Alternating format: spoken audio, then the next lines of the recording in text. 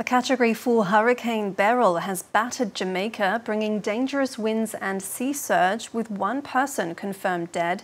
The storm has already left a trail of destruction and at least 9 dead in the southeastern Caribbean, though the toll is expected to rise as communications come back online across affected islands. Beryl is now on its way to Mexico, packing a maximum sustained wind of 125 miles per hour.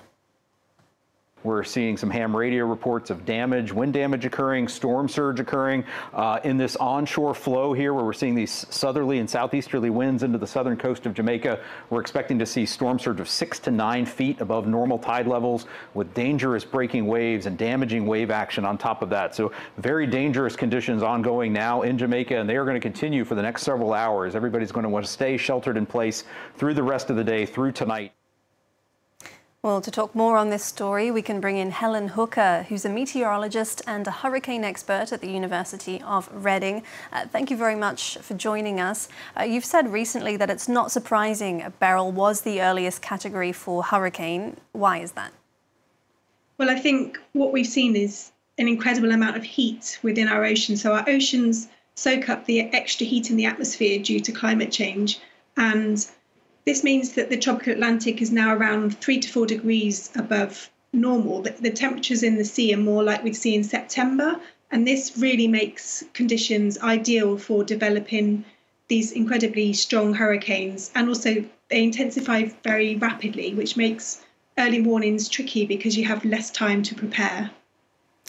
And could you tell us a little bit about both the El Niño and La Niña phenomenon, what role they're playing in all this? Yeah, sure. So we've had El Niño conditions, which leads to a warming of the oceans for around the last 6 months or so. So this is creating kind of the conditions for development so early in the season, which is incredibly unusual. But we're transitioning now into La Niña, which actually makes the ability for the atmosphere to sustain hurricanes more easy, because it's called wind shear. So the wind changes direction with height. And without this, the hurricane can keep going for longer. So this makes this season particularly long and potentially very active for a hurricane season. And these kinds of conditions, can we see these weather systems, whether they're cyclones or hurricanes, or, are these going to get more and more intense throughout the globe, or are we just seeing pockets of this in certain areas? I think it does vary from ocean basin to ocean basin, but generally speaking, we're expecting to see more of these higher category hurricanes or tropical cyclones occurring, so Category 3 to 5. We're also expecting to see the intensity of the rainfall increasing with climate change.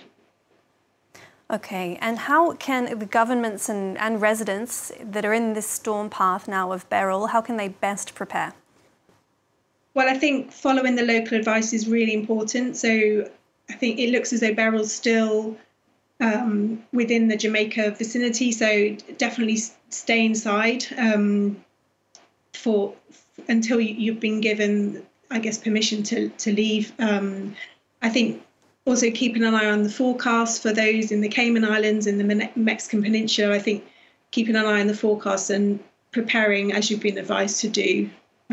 That's what I would recommend. So if hurricanes are only expected to intensify in the coming years, should countries look at changing their methods in preparing, or should they make changes in infrastructure?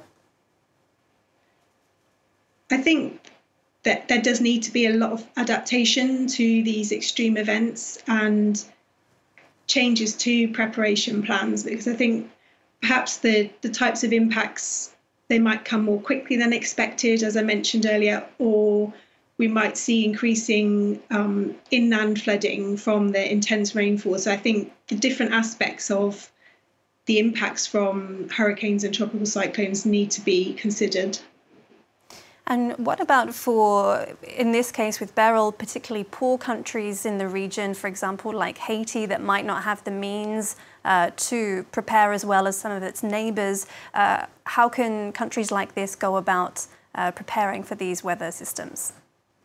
Yeah, it is incredibly difficult. I think this can form part of perhaps what we call loss and damage funding from climate change, where the countries that have contributed more to climate change should be funding these types of preparation and adaptation that's needed in less developed countries.